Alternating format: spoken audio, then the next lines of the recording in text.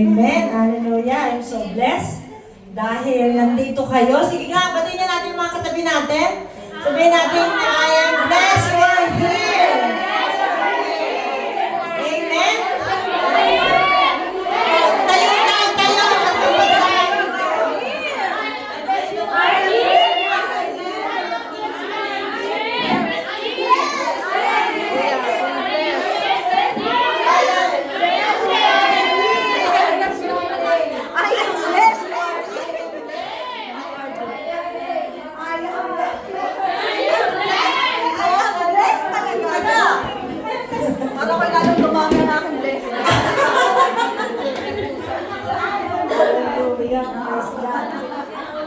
Amen. Diba?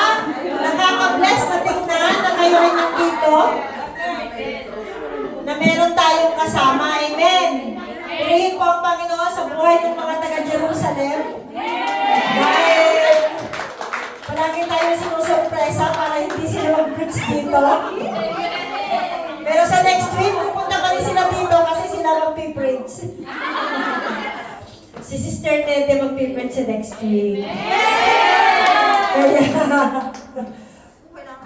After weeks pa? Next week na ba yun? 21 na sa next week eh. Last na yun? No. No. Kala mo katapusan. Gusto mo sa katapusan? Ay, Talagang siya pa namimili ng araw, no? Hallelujah. Alam nyo, sinasanay po natin Sister Nettie na mag-preach kasi siya ay maa-assign na sa Hertzilia. Amen! Kaya yung po mga maa-assign sa ibang lugar ay sinasanay ko dito mag-preach. At the same time, para makarest din ako. Kaya yun lang ang sikreto. Kaya po rin sa buhay ni Pastora Inday, dahil nasanay siya, dito siya unang nag-preach sa Win Tel Aviv, at ngayon ay pastora na siya. Palakpakan natin ng Panginoon. At susunod naman si Sister Nettie. At meron tayong mga nag-aaral dyan sa WISN, sila ay hahayo din in the future. Amen? Hindi yung mga taga-Jerusalem lang ang magbabawas doon. Pati dito sa Tel Aviv ay manggagaling din ang mga preacher. Amen! So, bago po tayo magpasimula, tayo po na yung buka at manalangin. Father God, maraming salamat sa oras na ito. Sa inyo namin pinagkakatiwala, O Diyos, ang oras na ito, Panginoon, ang anumang salita, Panginoon, na mahahayag sa pulpitong ito ay mula lamang po sa inyo. Pagpalain mo po ang iyong salita na mahahayag. Pagpalain mo po ang tenga ng lahat na makikinig, Panginoon, O God, na bawat salita, Panginoon, ay magiging masarap na pagkain, Panginoon, O God, sa aming mga espiritu. I-anoin mo po ako, Panginoon, bilang tagapagsalita at langisan mo po ang aking mga labi, Panginoon, na tanging salita mo lamang na nagmumula sa iyong bibig ang siyang mahahayag in Jesus' name. Amen! So, ang aking pong topic, the power of tongue. Oh, may power pala Grabe, no? The power of tongue. Dapat, namili ako Esther ba? O ano ba, Lord? Sabi ko, ang Esther, alam na naman ng mga tao yung Esther. At lagi natin i-celebrate yearly. So sabi ko, Lord, iba namang topic. At dalawang ginawa ko. Pero dito na lang tayo, ang dila. At nung nakaraang last week, ano yung topic natin nung last week? About, tingnan ko nga kung may naalala pa kayo. Boas, si Ruth. Hallelujah. Sayang, wala si boss ko pa. Gusto mo ba? Parating na. Hallelujah. Unahin ang mga hindi pa nauna. Amen? So, nung nakaraan po, ang ating pinag-aralan is Women of Great Destiny. At nakamtan po ni Ruth yung pong kanyang destiny. Why? Dahil doon sa power ng kanyang tongue. Amen? Si Ruth po ay hindi kagaya ni Naomi na puro negative ang lumalabas sa kanyang bibig. Di ba? Oh, tawagin mo na lang akong Mara. Sabi niya, tawagin mo na lang akong Mara. Huwag mo kong tawagin Naomi. Tawagin mo akong Mara. Kasi namatay ang asawa ko, namatay ang mga anak ko. Mag-isa na lang ako. Power of, ano yun? Tahang, di ba? Pero, ang nakaka-bless po doon, dahil po may power ang tang ni Ruth, sabi niya, Sabi ni Ruth, don't urge me to leave you or to turn back from you. Where you go, I will go, and where you stay, I will stay. Nagdideklara po si Ruth. Diba? Sabi niya, your people will be my people, and your God, my God. Where you die, I will die, and there I will be buried. Sabi niya, may the Lord deal with me. Be it ever so severely, if even death separate you and me. Grabe ano, yung word ni Ruth, na talagang pinanindigan niya yung pagiging manugang niya. Patay na yung kanyang asawa, pero nanindigan siya doon sa kanyang sinalita kay Naomi. Amen? At yun ay dahil sa power ng kanyang tila. Amen? Alam niyo po, kapag pumupunta tayo sa doktor, ang unang-unang tinitingnan sa atin, alin? Diba? Yung dila, ang unang-unang chinecheck ng doktor kapag tayo nagpapacheck up. Why? Kasi doon nakikita kung may sakit ang isang tao. Amen? Doon po nakikita kung may sakit ka ba. At kapag ka po tayo humarap sa Panginoon, sabi doon sa Matthew, ang unang-unang checkin ng Lord sa atin ay ang ating dila.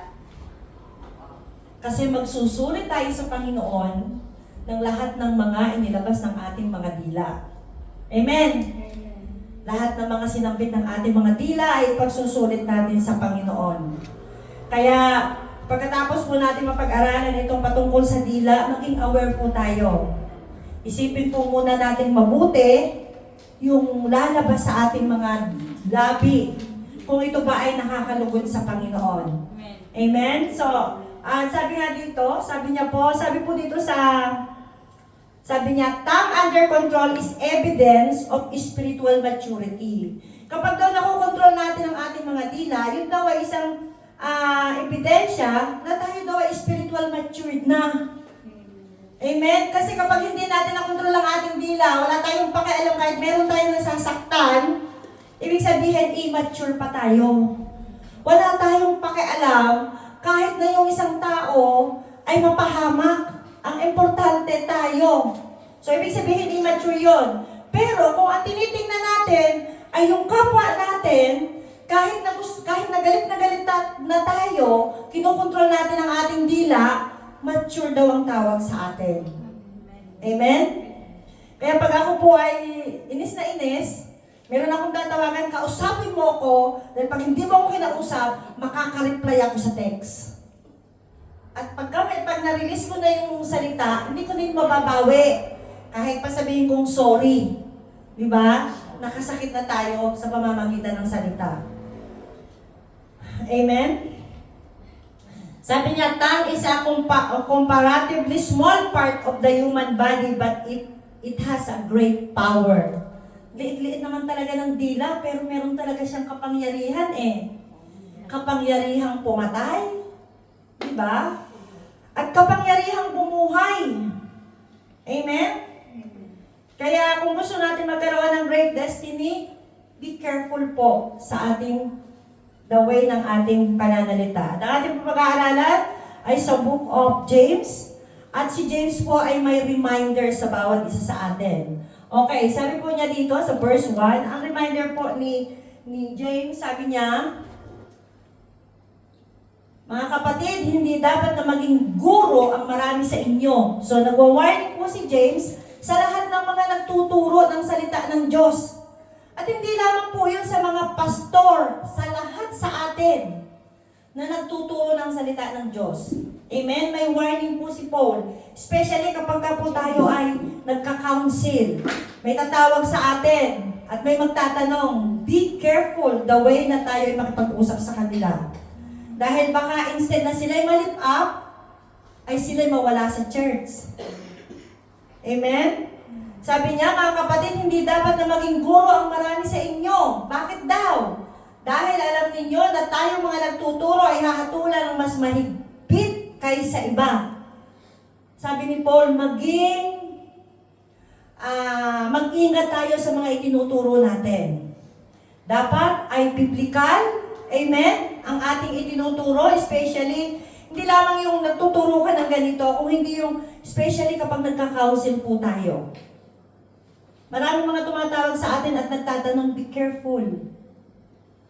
Sabi niya dito, hindi dapat maging guro ang marami sa inyo. Baka akala natin ay okay na okay. Ask muna natin ang Lord. Kapag meron po tayong mga kapatiran na kailangang ikure, kailangan po muna natin ipanalangin, Lord, anong sasabihin ko sa kanya para hindi siya masaktan? Amen?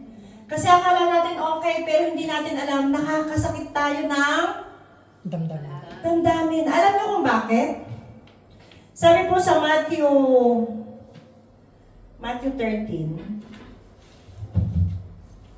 Matthew 13:33, ano sabi doon? Saan daw nagsisimula? Nagsisimula sa puso.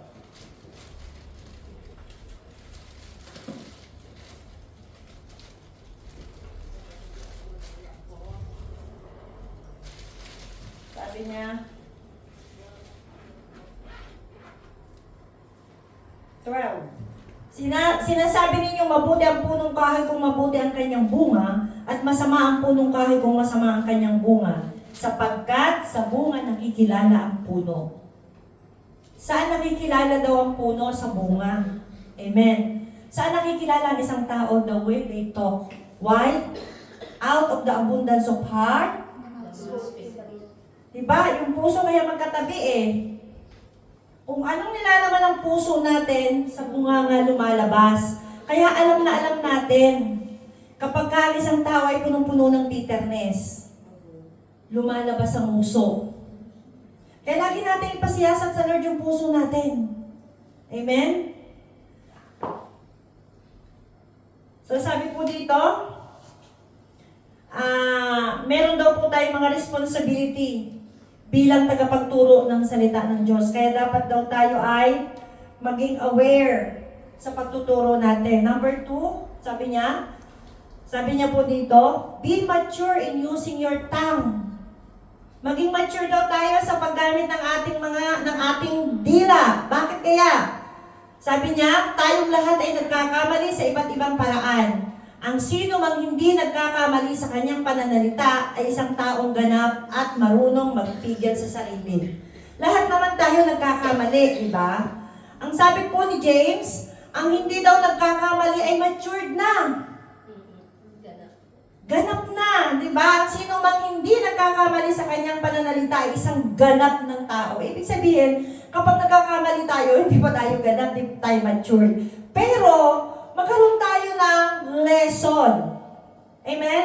Magkaroon tayo ng lesson doon. Kung tayo nagkamali ng isang beses, sabi nga ang isa o dalawang pagkakamali, pero kapag nakapangatlo na, sinasadya mo na yon. Intentionally na yon. Amen? Kaya kapag nga tayo nagkamali, sis, kakasakit ka namang magsalita. Oh, sorry. 1 point, sis, ayan ka na naman, nakakasakit ka na naman. Oh, sorry. 2 points, sis, di ka na ba nagtanda? 3 points, ibig sabihin, sinasadya mo na yun. Hindi ka aware sa sarili mo.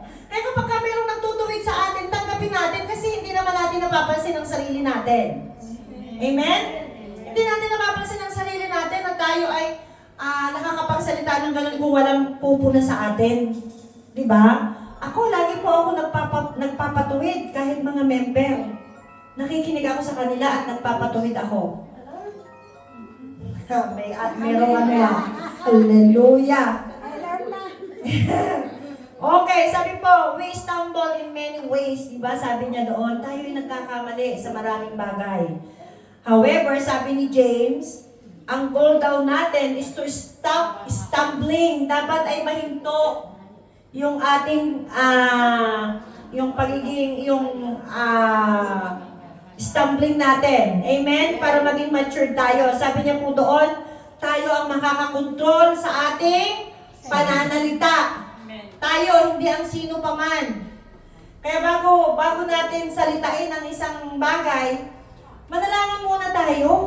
Di ba yung pinag-aralan natin kagabi about sa Holy Spirit? Ang Holy Spirit ay lagi nandyan sa tabi natin. Lagi natin kasama. Kaya lagi nating ipapasiyasat ang puso natin, lagi nating ipapasiyasat ang mga labi natin, isusurrender natin sa Kanya lahat ng sasabihin natin. Amen? At kung ako man po ay nakakapagsalita sa inyo, obligasyon ko yun dahil ako ay pastora ninyo. Amen? Kailangan ko kayong ituwid, kailangan ko kayong itama. Huwag po kayong magagalit sa akin. Dahil kung hindi ko kayo itatama, hindi ko kayo itutuwid, hindi ko kayo mahal. Ibig sabihin, pabayaan ko, bahala kayo dyan. Matisod kayong matisod, mawala kayong mawala. Pero kung itinatama ko po kayo, huwag niyo po akong i-judge dahil kailangan kong gawin yon. Amen? Kapag may nagkukorek sa atin, pasalamatan natin ang taong yun dahil mahal niya tayo. Itinatama tayo, ayaw niya na tayo ay may istampol. Okay? Sabi po sa Colossians 4:6, sikapin ninyong laging maging kaaya-aya at kapaki-pakinabang ang inyong pananalita sa kanila. At matuto kayong sumagot ng tama sa lahat ng tao. Diba? Sikapin daw natin laging maging kaaya-aya at kapaki-pakinabang ang ating pananalita. Alam niyo po yung kaninang pinag-aralan ko, yung aking ginawa, dalawa kasi ito. Kaya lang sabi ko kay Kuya Edison, ito na lang isa kasi magagawa ka pa ng PowerPoint, matatagalan pa tayo. At least ito, basahin na lang natin yung buong chapter ng James. Sabi po doon sa Ephesians 4:29, ano sabi sa Ephesians 4:29? Huwag kayong gumamit ng masasamang salita, kundi iyon nakapagpapalakas at angkop sa pagkakataon upang makapagdulot ng mabuti sa mga nakakarinig. Maganda po siya sa English. Sabi niya po sa English, stop all your dirty talk. Sabi niya, say the right thing at the right time and help others by what you say. So, meron pong tatlo doon. Sabi doon, stop. Sabi niya, speak and serve. Doon sa Ephesians 4:29, ang ating makikita doon. Ano yung ipinapatigil doon? Yung mga dirty talk. Ano po yung mga dirty talk na sinasabi po dito? Yung mga unwholesome or mga routine word. Diba? Ano yung mga unwholesome na mga lumalabas sa ating mga labi? Cursing word. Diba? Minsan tayo mga Kristiyano na hindi pa rin natin maiwasan yung mga naging bulaklak ng dila natin nung tayo mga hindi pa Kristiyano. Amen? Nagsusumpa pa rin tayo. Hindi natin napapansin yun. Kaya maging aware tayo kung minsan sarili na natin yung sinusumpa natin. Ano ba namang klaseng buhay to? Diba? Ang tanga-tanga ko. Mga cursing word po yun. Dapat hindi natin yung binibitawan. Ano pa raw? Sabi doon yung mga unwholesome word, sabi niya, abusive speech. Alam na natin yung mga abusive speech na yon, di ba? Ano pa?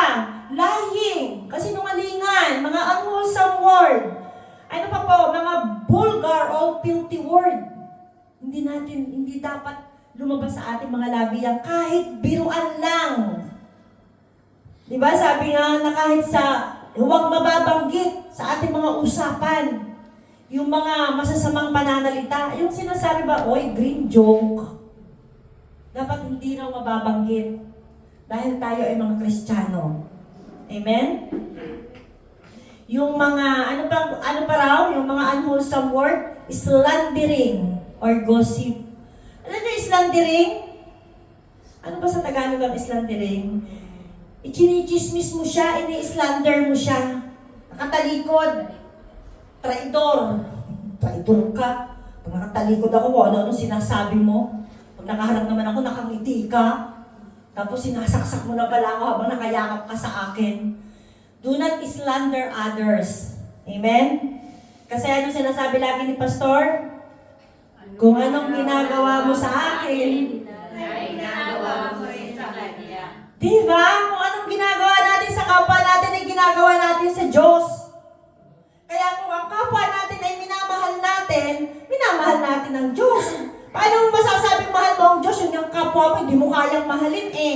Ini-slander mo nga eh. Pag nakatalikod, pag nakaharap, ngiting-ngiti ka, nakayakap ka, hinahalikan mo pa. Pero pag nakatalikod, puro saksak. Grabe yung sugat. Ichismis mo palang ichismis. Alam mo si Pastora, grabe yan. Lagi na lang yan akong pinatatamaan ko yung tatayo doon sa pulpito. doon sa iba nakarating na doon sa kung saan-saan kasi masama po yon, hindi lang mga leader, kundi sa bawat isa sa atin. Do not slander others. Amen? Amen. Narinig ng Lord dyan, nag-amin kayo Okay, next, sabi niya sa verse 3. Sabi niya po, sa verse 3, sabi niya doon, we should control our tongue. Kailangan natin kontrolin ang ating dila. Sabi niya, kapag nilagyan ng pakagat ang bibig ng kabayo, ito'y napapasunod natin at napapabaling saan man natin naisin. Sabi dito, alam niyo kuya, pakiano mo nga po yung picture. Meron akong inanong picture dyan. Yan. Yung sabi dito, yung bridle na sinasabi, ay ito. Di ba nilalagay yan sa bibig, nakaganyan, sa loob? Alam niyo kung bakit? Kung bakit nakaganyan? Kasi kapag ka nakasakay yung tao dun sa kabayo, nandyan yung puwersa. Kasi kapag hindi mo siya nilagyan ng ganyan, tatakbo siya ng tatakbo. Di ba? So kapag nilagyan niya, di ba, nakokontrol niya yung lakas ng kabayo. Eh bakit kaya nasa bibig? Para makontrol yung bunganga. Ganon din. Lagyan daw natin ng breeder yung bibig natin. Lagyan daw natin ng ganito para makontrol. Kasi hindi makontrol sa pagsasalita. Yung kabayo, di ba? Subukan nyo sumakay pag ang kabayo nagtatatalon at may ganito, hilahin mo na siya ng hilahin, hihinto siya. Ganon din ang dila natin, lagyan natin ng bridle. Mahirap yun, Pastor. Para makontrol natin kasi walang kontrol ng bibig natin. Di ba? Sabi, ang narinig ko sa mga doon sa Ilocano, dahil Ilocano yung asawa ko, ang mga makukulam daw, pag wala nang makulam, sariling pamilya na ang kukulamin. Bakit ko na-share yun? Tayo, pag wala na tayong naigosip, sarili na natin na igugosip natin. Sarili na natin, di ba? Sariling pamilya na natin, ang ikukwento natin. Yung asawa lang nag-taxi lang kinukunan. May hugot pa talaga, no? Parang may... May hugot pa talaga. Si sister. Ang kala mo totoo Sabi mo dito, nakokontrol daw, control tongue will not let you regret in life, di ba? Hindi magiging regret yung pagkontrol mo sa sarili, sa dila mo, pero pag hindi mo yung kinontrol, magsisisi ka. Ba't kasi ako pa naging ba't kasi itong bungangang to, hindi ko mapigil. Tuloy nawalan ako ng mabuti at mabait na kaibigan. Amen? Alam niyo po noon na-train ako sa asawa ko. Sa lahat ng bagay, yung asawa kong ginamit ng Lord para po ako'y matrain. Kahit gusto ko na magsalita sa kanya ng masama, kinokontrol ko kasi born again ako. Kailangan makita niyo na born again ako. Di ba? Kahit gusto ko siyang murahin, hindi ko siya mamura. Kasi, iniisip ko, Lord, born again ako. Pag narinig nito, hindi ko ito mayayaya. Hindi ko ito maaakay. Sa kanya ko rin na-i-apply yung sabi doon sa Bible na kung meron kang nakasamaan ng loob, bago ka mag-offer sa Panginoon, balikan mo siya, tumingi ka ng tawad. Kaya pag nag-aaway kami, kailangan makipagbati muna ako sa kanya bago ako pumunta ng church. Di ba? At dahil din sa kanya, natuto ako mag-fasting. Kaya ginamit to God be the glory, ginamit siya ng Lord sa paglago ko sa Panginoon. Kayo mga kapatid natin, mga kapwa natin, hayaan natin gamitin ng Lord dyan para sa atin. Amen? Kung masama ang ginagawa niyo si Lord, ano pong dapat kong gawin dito sa kapatid ko ito? Kasi sabi mo ganito, dapat applyan natin ang Word of God. Kasi ako talaga, na-train ako doon sa asawa ko. Natuto ako lagi na lang manalangin, lumuhod, manalangin. Natuto ako mag-speaking in tongue kasi kapag katabi ko siya, nagagalit siya pag pinagpe-pray ko siya. Kaya nag-speaking in tongue na lang ako, din niya naririnig. Diba? Kaya kung meron tayong mga kapatid na nahihirapan tayong pakisamahan, gamitin natin yung mga natututunan natin sa Bible. Amen. Kung may kasamaan tayo ng loob, ay huwag na natin hintayin pa makakinabukasan. Ngayon pa lang. Humingi na tayo ng sorry, yakapin na natin. You know why, mga kapatid? Hindi natin alam kung ano ang mangyayari sa kinabukasan. Ngayon pa lang, ayusin na natin ang mga conflict natin sa kapwa natin. Amen?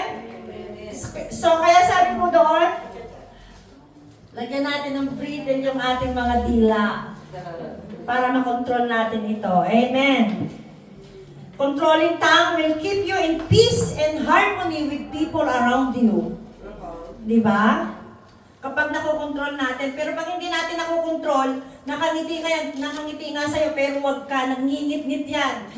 Tapos mo magdadaldal na magdadaldal, pagkas mo kang chismis. Ngingiti-ngiti ka sa akin na parang walang nangyari. Di ba? So kaya sabi doon, controlling tongue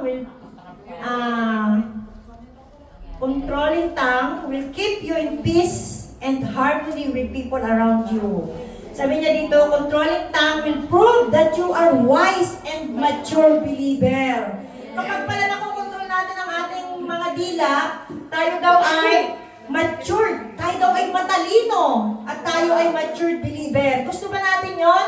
Na makita sa atin na tayo ay mga matatalino? Amen. Baka sabi lang, bobo mo kasi. Huwag daw tayo magsasalita ng mga filthy word. Amen? Lord, kahit na nakikita natin na bobo siya, sabi natin, Lord, ang talino talaga nito. Napakatalino talaga nito.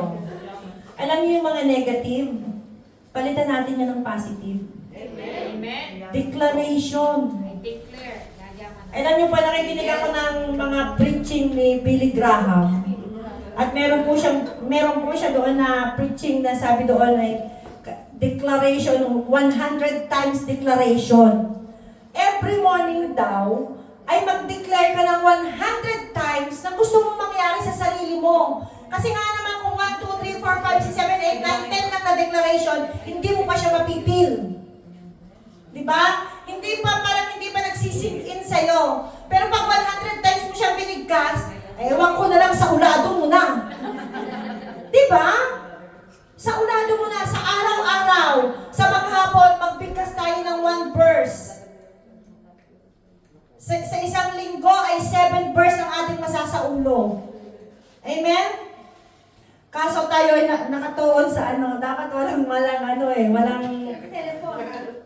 mga gadget. Kasi nauubos ang ating time sa pagka-gadget. Amen? So sabi po sa 1 Peter 3:10, ayon sa nasusulat, ang mga nagnanais ng payapa at saganang pamumuhay, dila nila'y pigilan sa pagsasabi ng kasamaan. Ang anumang panlilinlang at madayang pananalita sa kanyang mga labi ay di dapat namumutawi. Amen? Hindi daw dapat namumutawi sa ating mga labi yung mga madadayang pananalita. So maging aware po tayo kasi mga Kristiyano na tayo. Hindi na tayo kagaya ng mga unbeliever na okay lang kahit sila magsalita na magsalita. Pero tayo ay mga Kristiyano na. At tandaan po natin, ang sabi po doon sa Matthew 12, di ba? Ang sabi niya doon ay yung last. Niya 12. Matthew 33, nasa yan? Tandaan ninyo, sa araw ng paghuhukom, pananagutan ng tao ang bawat walang kabuluhang salitang sinabi niya sa araw daw ng paghuhukom. Kaya titingnan ng Lord yung dila natin. Pero yung dila mo, ano mga binanggit mo nung ikaw ay nabubuhay pa? Di ba? Kasi ang Lord ay doktor, titingnan kung ang iyong pamumuhay ay healthy nung ikaw ay nabubuhay pa. Sabi niya, pawawalang sala ka o parurusahan batay sa iyong mga sinalita. Nakakatakot pala, no? Dapat maging aware tayo. Ako nga, pag galit ako sa mga anak ko, hindi ako maintindihan. Hindi ko rin sila maintindihan. Gusto ko magsalita. Gusto ko sabihin yung mga, alam mo yung mga bulaklak ang dila natin, pero kinukontrol ko. Sino may mga anak dito? Di ba ang hirap makipag-usap sa mga anak natin? Buti kayo marunong mag-libro. Ako hindi. Nagsesermon ako sa kanila, nakangiti sila sa akin. Galit na ako sa inyo, nakangiti pa kayo. Sabi ko sa kanila. Di ba? Ang hirap. Ang hirap dito. to, sa Israel, pag may mga, lalo na kung Kristiyano ka, araw-araw na lamang, ipinananalayan ko sila, Lord, tulungan mo po ako. Paano ko ba ito di-disciple ang mga anak ko? Sabi ko, Lord, tulungan mo po ako. Mag-uumpisa pa lamang ako, rega ima. Inantok na ako, hindi pa kami nakaumpisa. Nakaupo na kami, may mga hawak ng Bible, rega ima. Pagkatapos magbabasa kami ng Bible, sabi sa akin, Ima, I'm not yet ready. I don't understand what you are talking. Ang hirap talaga dito. Ay, pero God is good. Amen? Alam ko yung God's perfect timing ay madadala ko rin ng nung mga maliliit pa yung mga anak ko, okay lang, sumusunod pa sila eh. Pero ngayon mga dalaga na, lagi nilang iniisip, ibubuli. Grabe, iba na ang kabataan ngayon. Amen? Pero hindi po pwede na ganun ang pamumuhay ng ating mga anak. Kailangan nila ng kaligtasan. Kaya talagang gabing araw, wala akong ginawa kundi humingi ng tulong sa Panginoon. Lord, tulungan mo po ako para sa aking mga anak. Paano ko sila sila ng Word of God? Give me wisdom. Paano ko sila kakausapin? Paano ko sila uupuan? Amen? Magbasa sila ng English na Bible, hindi nila maunawa. Magbasa sila ng Hebrew Bible, hindi rin nila maunawaan. Kasi malalalim daw yung nakasulat doon sa Bible. Okay, number 4, sabi niya doon, ang ating daw pong mga dila, tongue can direct our life. Diba? Maidadirect ng ating mga dila ang ating buhay. Sabi niya, tingnan ninyo ang barko, kahit na ito'y napakalaki at itinutulak ng malakas na hangin, ay naibabaling saan man naisin ng piloto sa pamamagitan ng napakaliit na timon. Di ba yung timon? Ang liit-liit kaya noon. Ano ang timon? Angkla. Angkla, di ba? Ang liit-liit kaya noon. Ang laki-laki ng barko. Pero pag inano mo yan, di ba? Hindi makausad yung barko. Di ba? Kaya doon yun daw po, sabi niya. Sabi po ni James, dinadirect ng ating mga dila. Paano tayo i-direct? The way we talk, yung declaration natin. Dapat ang declaration natin kagaya ni Ruth. Ang Diyos mo ay magiging Diyos ko. Saan ka man pumunta, ako'y doon din pupunta. Amen? Puro positive ang i-declare ng ating mga labi. Kahit nakikita na natin na napakapangit. Di ba si Paul yung napag-aralan natin? Di ba si Paul nandun na nga doon sa kulungan sabi niya, salamat Lord, at ako'y dinala mo dito sa kulungan. Nang dahil dito ay nakapag-share ako doon sa mga jailer, di ba? Dahil nung siya'y nakulong, siya ay nakapag-share ng Word of God. Kaya kung ano man ang sitwasyon na pinagdadaanan natin, tingnan natin yung positive side. Lord, bakit mo po ako pinapadaan sa ganitong sitwasyon? Meron ka po bang ipinapasabi sa akin o pinapagawa sa akin? Sabi ni inaanak, ayoko na nga mag-pray kasi kapag ako'y nagpe-pray, nangyayari. Sabi niya, may maganda yun, nangyayari. Di ba? Sabi niya, mag-pray kaya ako na maging milyonarya ako. Umpisahan mo na, sabi ko, umpisahan mo na. Sabi ko sa kanya. Tinetest ang ating mga prayer ay pinapadaan sa apoy kung ito ba ay totoo. Amen? Tinetest tayo doon. Diba? Sabi, Lord, nagpatawad na po ako. Deklarasyon ng dila natin. Mamaya, iharap sa iyo yung taong kaaway mo. Pag naman ito'y natin dito, hindi na ako magsisimba kasi nandun siya. Na-test ka agad ang faith mo doon sa prayer mo na ikaw ay nagpatawad na. Kaya sabi po dito, ang ating daw mga dila ay nagdedirekta ng ating buhay. Kung gusto mo, sabi kanina, kung gusto mo ng mapayapang pamumuhay, anong dapat natin gawin? Magsalita tayo ng tama, ng kanais-nais at kapakipakinabang. Kung gusto natin yumaman, ay di lagi tayo mag-declare, I am blessed, I am more than enough. Kung tayo naman ay nalulungkot at pakiramdam natin tayo mamamatay na, i-declare natin, I shall not live and not die and declares the glory of the Lord, di ba? Kung sa pakiramdam natin, parang mamamatay na tayo dahil may cancer tayo, declare life over our life, di ba? I speak life sa buhay ko, I speak life, I speak life, I speak life. Hanggang magkaroon hanggang mabuhay yung espiritu mo doon sa idinideklara mo. Diba?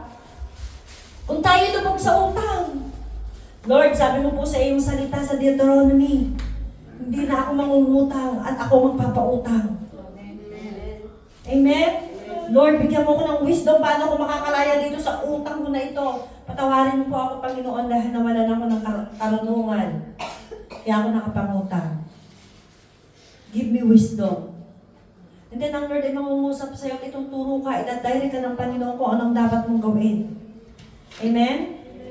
So kaya po ang ating dila, siya po ay nagde-direct ng ating buhay. Amen? Sabi po, tongue can destroy our lives. Sabi niya sa verse 5, ang dila daw natin ay nakakasira ng ating buhay kasi nga tayo mismo ang nag-curse sa sarili natin. Amen? Kaya kapag tayo ay galit, ang sabi po sa Psalms ba yun? Ang sabi doon, kapag ikaw ay galit, huwag kang magkasala. Parang napaka-imposible yata doon, ano? Kapag ikaw ay galit, huwag ka rin magkasala.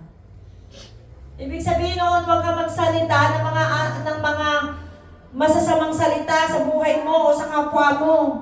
Nagkakasala tayo pag galit kasi yun ang laman ng puso natin. Galit ang laman ng puso natin, marumi ang laman ng puso natin, kaya pag nagagalit tayo na ilalabas ang ating mga dila. Amen? Sabi niya, ganyan din ang dila ng tao, maliit na bahagi lamang ng katawan, ngunit napakalaki ng nagagawang kayabangan. Isipin na lamang ninyo kung paano napapalagablab ng isang maliit na apoy ang isang malawak na kagubatan. Di ba kaya napakarami ng mga naghihiwalay na mag-asawa? Kasi yung gossip. Lalo na kapag ka ang mga asawa ay nasa ibang bansa, malayo. Hindi nyo ba, di ba may mga napapanood tayo ng mga series, mga pelikula, yung mga pamilya pa mismo ang naninira para magkahiwalay ang mag-asawa. Gumagawa ng kwento. Amen? Kaya sabi po dito, yung daw ating dila ay maliit na bahagi lamang ng katawan, ngunit napakalaki ng nagagawang kayabangan. Isipin na lamang ninyo kung paano napapagalagablab ng isang maliit na apoy ang isang malawak na kagubatan. Diba? Halimbawa ako, pagka si Ate Janet ay galit, Ate Janet, alam mo sabi ni Sister Marlene, ang pangit mo daw. At di lalo na siyang magagalit, diba? Kahit hindi naman sinabi ni Sister Marlene. Kahit yung sinabi ni Pastor Marlene ay biro laang, pero sa iyo, totoong-totoo, pinarating mo kay Ate Janet, si Ate Janet, maglalagablab. Di ba sabi doon, napapalagablab na isang maliit na apoy. Isang word lang yun ang pangit mo daw. Di ba? Kaya dapat maging aware tayo kung anong narinig natin, dapat labas lang dito eh. Hindi dapat dito sa bibig lumalabas. Ang nangyayari sa tao, maraming naririnig, pero dito lumalabas. Hindi dito sa tenga kung anong marinig mo, lalo na at negative against your kapwa. Dapat hindi dito lalabas. Selyuhan natin ito, Lord, may narinig akong negative against sa kay Pastora Inday, hindi ko ito sasabihin kahit anong mangyari. Selyuhan mo po ito ng banal mong dugo, Lord, kasi magkakagulo. Kapag ipinarating ko ito kay Pastora Inday, magkakagulo. Lord, winawasak ko itong salitang ito na narinig ko. Hindi ito nakakarating sa Kanya. Hindi sila magkakaroon ng conflict. Amen. Kasi ang sabi dito ay napakaliit na bahagi ay nakakagawa ng isang apoy. Amen? Alam niyo yung chismis, grabe ang nagagawa niyan. Hindi ko na sabihin. Nalulungkot lang ako dahil may nangyari sa akin.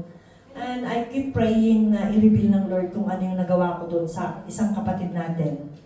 Alam niyo, meron pong kwento na sa husgado, meron doong isang chismosa. At ikinismis niya po yung kapitbahay niya. At dahil doon sa chismis na yun, ay nasira ang pamilya, ang mag-asawa ay nagkahiwalay. Ngayon, nagdemanda po yung kapitbahay. Nung sila nandun na sa hukuman, alam niyo kung anong ginawa ng sabi nung judge, doon sa chismosa, sulat mo lahat dito mga ikinismis mo, sulat mo dito sa kapirasong papel. Sinulat niya. At itong gagawin ko sa papel na ito ang hatol ko sa'yo. Alam niyo kung anong ginawa ng judge? Pinagpunit-punit niya po yung papel na pinagsulatan niya na mga ikinismis niya. Sorry. Sabi ng judge, paglabas mo dito sa courtroom, itong mga thank you, Father Jan. Itong mga papel na to na pinunit mo, isabog mo habang nakasakay ka ng sasakyan. And then, bumalik ka rito, pulutin mo lahat ng mga papel na isinabog mo. At kapag nabuo mo yan, hindi ka makukulong. Hindi ka guilty. Anong ibig sabihin noon? Humingi ka man ng sorry, sira na, wasak na. Meron pa rin pieces na hindi mo mabubuo kasi nalipad na yan ang hangin. Kung saan-saan na nakarating yung chismis mo na yan. At sinira mo na ang dignidad ng isang tao. Amen? Bakit kailangan natin mag-chismis? Hindi naman yung kalooban ng Lord eh. Ang i-chismis mo yung kapwa, unbeliever man siya, hindi mo siya dapat i-chismis. Because that is God's creation. Kung anong ginagawa mo sa iba, ay ginagawa mo sa Diyos. Amen? Kaya iwasan natin na ang lagi kong sinasabi at lagi kong uulit-ulitin dito tuwing akong tatayo. Pag kayo nakipagkwentuhan ng more than 5 minutes, chismis na yon. Dapat hindi tayo nakikipagkwentuhan ng more than 10 minutes. Kasi chismis na ang kasunod nun. Amen? May maglalagablab na, may maglilingas na. May masusunog at may masisira na. Lalo na pag punong-puno ng galit ang puso mo, hindi ka naman galit sa kanya. Pero naiinis ka, naiinggit ka, dagdag ka ng dagdag. At tandaan natin, sa pamamagitan ng pananalita natin, nakikilala tayo ng kapwa natin. The way we speak, nakikilala tayo ang ating pagkatao. Amen? Mabuti pa yung manahimik na lang tayo. Kung wala kang magawang maganda, tumahimik ka na lang. Ay, kung wala kang masabing maganda, tumahimik ka na lang. Amen. Number 6. Kuya, di ba kasya? Oh, tumatalab. Tumatalbog ah. Mukha nagbabasketball ito. Okay. So sabi po dito sa 6, tandaan daw po natin, remember, tongue cannot be tongue. Hindi daw napapaamo ang dila. Sa lahat ng parte ng katawan, hindi napapaamo ang dila, di ba? Ang dila ay parang apoy, isang daigdig ng kasamaang nagpaparumi sa ating buong pagkatao. Ang apoy nito ay mula sa impyerno at sinusunog ang lahat sa buhay ng tao. Di ba? Sabi doon, yan daw ay parang apoy, daigdig ng kasamaan. Kaya nga tayo, pagka tayo humarap sa Lord, titingnan yung dila natin. Malinis ba yung dila natin? Kasi bakit? Sabi niya doon, nagpaparumi sa ating buong pagkatao. Totoo naman eh. Di ba? Totoo na ang ating dila ang nagpaparumi sa atin. Hindi ang pagkain ng dugo. Hindi yung pagkain ng dugo, tama. Ang sabi sa Bible, hindi ang pumapasok sa bibig ang nagpaparumi sa tao. Alin daw? Lumalabas sa bibig. Ang lumalabas sa bibig ang nagpaparumi sa atin. Kaya dapat maging careful tayo the way we talk sa kapwa natin. Amen? Dahil tayo ay hahatulan ng Panginoon, ang apoy nito ay mula sa impyerno at sinusunog ang lahat sa buhay ng tao. Lahat sinusunog. Diba? Yung dila natin kasi sobrang tabil. Walang hinto. Amen? Walang tigil. Pero pag ikaw naman ay nag-aral, tawagin mo, oh, ikaw, magbasa ka, tahimik naman. Pero pagka hindi nag-aaral, ang tabil-tabil naman ang bibig. Tawa na tawa. Kaya ang ginawa ko sa kanila, kayo magsalita, ako makikinig sa inyo. Amen? Kapag ako'y nagtuturo ng sila pinagtuturo ko. Kasi hindi ko alam kung anong ginagawa nila. Makikita mo, yung Facebook, pag nagtuturo ka, punta ka sa Facebook, and live, 2 minutes ago. Paano 2 minutes ago? Eh, ako'y nagtuturo. Ibig sabihin, hindi nakikinig. Diba? Kaya hinuhuli ko sila. Magbubukas ako ng Facebook at titignan ko nila kung anong ginagawa ng mga estudyante ko. Kaya ginagawa ko sa kanila, silang inuutosan ko, kayo ang magsalita. Kayo magturo sa akin. Amen? At natututo naman sila to God be the glory. Kaya lahat ng mga tinuruan ko sa SO, ay na-experience nila ang Lord kasi nag-aral sila. Amen. Kasi nakikita ko sa Facebook ay naglalay 2 minutes ago. Ibig sabihin, habang nagdadaldal ako, nakikipagdaldalan din siya. Number 7, lahat ng uri ng ibon at hayop na lumalakad, gumagapang o nakatira sa tubig ay kayang paamuin na talagang napapaamo ng tao. Kayang paamuin, di ba? Natuturuan na kahit yung ahas, natuturuan. Lahat ng klase ng hayop, kahit nga yung isda, natuturuan. Pero ang ating dila, bakit kaya hindi maturuan? Ang liit-liit naman eh. Yung mata ka natuturuan, takpan, close your eyes, di ba? Pero yung ating dila, hindi talaga. Magdadadal ka, gaya nandun sa likod, nagdadadal ka. Di ba? Hindi maturuan. Lola, jokes lang. Number 8, kuya. Ngunit wala pa nakakapagpaango sa dila. Ito ay kasamaang hindi mapigil at puno ng kamandag na nakamamatay. Ang dila natin puno ng kamandag. Grabe, di ba? Merong dila na parang ano ng ahas. Merong dila na parang dila ng ahas. Why? Kasi sabi dito, puno ng kamandag at nakamamatay. Di ba isang salita lamang, di ba ang sakit-sakit? Alam niyo po, sabi nga kanina, kung ano daw puno siya ang bunga. Ano ang laman ng puso natin? Kaya tayo nakakasakit, the way na tayo magsalita dahil yung laman ng puso natin. Hindi pa tayo nakakapagpatawad ng totoo. Marami pa rin pain na iniingatan dito sa ating puso. Kapag tayo marami pang pain na iniingatan sa puso natin, bunga ng mga nakaraan, natural, pag tayo ay nagsalita, may mga pain din. Nakakasakit din tayo. Amen? Nakakasakit pa rin tayo hanggat hindi nahihil yung puso natin. Amen? Kuya, next. Sabi niya, ito ang ginagamit natin sa pagpupuri sa ating Panginoon at Ama at ito rin ang ginagamit natin sa paglait sa taong nilalang na kalarawan ng Diyos. Di ba sabi doon, ang ating daw dila, ginagamit natin sa pagpupuri sa Panginoon. Amen. Subalit, ginagamit din natin sa panlalait ng tao. Sino daw yung tao? Nilalang na kalarawan ng Diyos.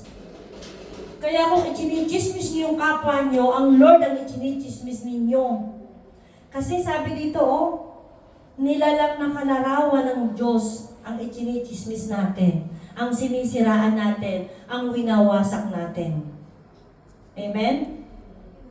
Walang kaalam-alam yung kapwa mo, patay na pala siya. Di ba? Puro saksak ng ginawa mo dahil nakatalikod, tinitira mo. Hindi tayo yon. Amen? Hindi tayo yun dahil tayo ay mga anak ng Diyos. Amen. Kailangan lang natin itong pag-aralan para ito ay laging ma-remind sa atin, Lord, hindi ako yan. Ang dila ko, Lord, ay matured na. Amen. Sa isang bibig nang gagaling ang pagpupurit pandalait, hindi ito dapat mangyari, mga kapatid. So, huwag daw natin gamitin ang ating dila sa panlalait ng kapwa. Dahil ito ay ginagamit natin para papurihan ng Panginoon. Sabi niya, last, ay hindi, sa 12 ba? Kuya, 10 muna. Sa 10 muna, kuya. Sa isang bibig ng 11 na pala, 11, sorry. Hindi lumalabas sa iisang bukal ang tubig tabang at tubig alat. 12, kuya, last. Mga kapatid, hindi makakapamunga ng olibo ang puno ng igos, o ng igos ang puno ng ubas at lalong hindi rin bumubukal ang tubig tabang sa bukal ng tubig alat. Amen? Ito po ay mai-connect natin dito po sa Matthew 12:33. Ito po ako magtatapos. Sabi po sa Matthew 12:33, sinasabi ninyong mabuti ang punong kahoy kung mabuti ang kanyang bunga, At masama ang punong kahoy kung masama ang kanyang bunga, sapagkat sa bunga nakikilala ang puno. Lahi ng mga ulupong. Paano kayo makakapagsabi ng mabubuting bagay, gayong kayo'y masasama? Kung ano ang nag-uumapaw sa puso, ay siyang sinasabi ng bibig. Mabuti ang sinasabi ng mabuting tao sapagkat puno ng kabutihan ang kanyang puso. Masama ang sinasabi ng masamang tao sapagkat puno ng kasamaan ang kanyang puso. Tandaan ninyo, sa araw ng paghuhukom, pananagutan ng tao ang bawat walang kabuluhang salitang sinabi niya. Pawawalang sala ka o paparusahan batay sa iyong mga salita. Amen? So kaya tandaan po natin na lahat ng lumabas at lalabas pa sa ating mga labi, yan ay nakasulat. At uulitin yan sa atin sa araw ng paghuhukom. Kaya para po makita na malinis ang ating dila, magagandang bagay ang palabasin natin dito. Kahit tayo nagagalit. Pag ako'y nagagalit, text ako ng text pero hindi ko sinesend. Kahit sa mga anak ko, pag nagagalit ako kasi meron kaming chat group. Kahit ako nagigigil ako pero hindi ko sinesend dahil alam ko masasaktan sila. Hinahayaan ko lang doon ko inilalabas yung galit ko. Nag-text ako ng text, doon ako nagdadaldal doon sa telepono ko. Text ako ng text and then buburahin ko. Kapag okay na ako, buburahin ko yung aking text. Hindi ko sila nasaktan, di ba? Kung isinend ko na isinend sa kanila yun, ako, galit na sila sa akin. Bakit ganyan ka magsalita, Ima? Ganun po ang gawin natin. Kung tayo galit sa kapwa natin, magsumbong tayo. Sumbong natin sa Lord, sa Holy Spirit. Lord, naririnig mo po ang aking sasabihin sa iyo, Lord. I-whisper mo po sa akin po anong tama kong gawin. Kasi itong si Pulana, Lord, napaka-chismosa, siniraan ako kay Pulano. Lord, kasi nasaktan ako, ganito ang ginawa niya. Ngayon kami nung kaibigan ko, hindi na kami nag-uusap kasi dahil sa kanya. Pero kapag ikaw ay tumawag, hoy, alam mo ba, yung si ganito, si ganyan, tandaan natin, sabi sa Bible, walang po sa mga ngaral yun, ang lupa daw ay may tainga. Ang balita ay may pakpak. May pakpak ang balita, may tainga ang lupa. Kaya kahit na hindi natin, isa lang ang pinagsabihan natin, maniwala kayo, makakarating at makakarating doon sa ikinichismis ninyo. Bakit? May pakpak ang balita, may tainga ang lupa.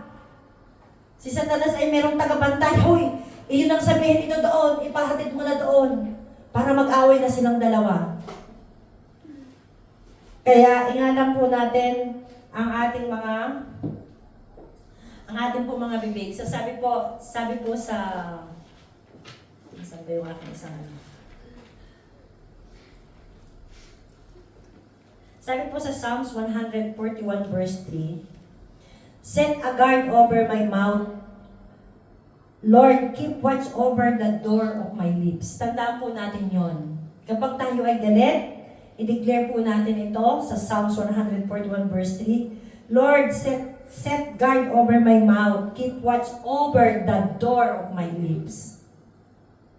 I-surrender natin sa Panginoon ang ating mga dila, ang ating mga bibig. I think kapag ganyan ang ginawa natin, walang magkakaroon ng conflict. Normal lang naman ang conflict eh, di ba? Pero huwag nating hayaan na tayo ay makasakit ng kapwa natin sa pamamagitan ng ating pananalita. Amen? So ang tanong po dito, kumusta ang ating mga puso? Kumusta po yung ating mga puso? How is your heart at this moment? Malinis. Amen. What is functionally ruling your heart? Bakit ko po tinatanong ito sa inyo? Kasi sabi nga natin kanina, kung ano nag-uumapaw sa ating puso ay nilalabas ng ating mga nguso. Nakakapagsalita tayo ng hindi maganda against others kasi yung puso natin ay punong-puno. Amen? May mga issue na dapat na solusyonan. Amen? Kaya tanong, how is your heart? If our heart is not filled with the Spirit of God, if our heart is not controlled by the Spirit of God, nothing good will come out of your mouth. Kaya, lagi nating imbitahan, ang banal na Espiritu ay lagi nandyan lang. Siya yung liwanag natin. Kumbaga parang battery natin siya. Amen? Kapag galit tayo, mag-pray tayo para hindi tayo makasakit ng kapwa natin. Amen? So, check our heart. Diba, ang ganda-ganda nung kanta na Potter's Hand. Amen? Diba, Potter's Hand, diba? Change my heart, oh God. Kaya pagka yung may basura ang puso natin, kantahin natin yun. Lord, change my heart. Kantahin natin yung kanta na yun, yung Potter's Hand. Makikita natin kung paano tayo ginawa ng Lord, di ba? Kapag ka hindi tayo hulmang-hulma, balik ulit.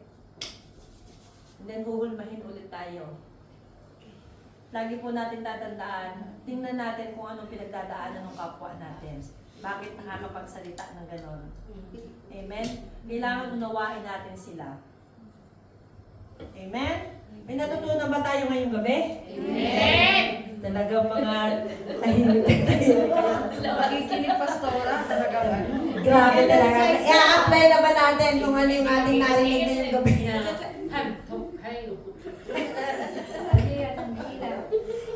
May i-apply ba natin sa buhay natin? Amen! So, ang akin lang pong advice kung tayo po ay merong mga nasaktan, huwag natin hintayin ipagpabukas pa. Tayo ay magpakumbaba, tayo ay humingi ng tawad, at tayo ay lapitan natin sila. Amen.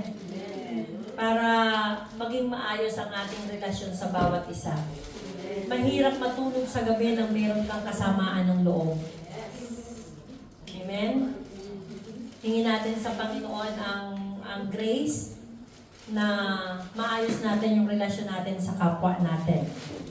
Amen. Father God, maraming salamat po sa gabi ito. Salamat, O Diyos, na pinaliwanag mo sa amin, Panginoon, kung ano ang trabaho ng aming mga dila. Tulungan mo po ang bawat isa sa amin, Panginoon, na hindi po kami makapagsalita ng mga filthy word, Panginoon, na makakasakit sa kapwa namin, Panginoon. Hallelujah. Kaya Lord, sa inyo namin isinusurrender, Panginoon, O God, itong dila na ito na napakaliit, pero Lord, malaki ang nagagawa, Panginoon, O God.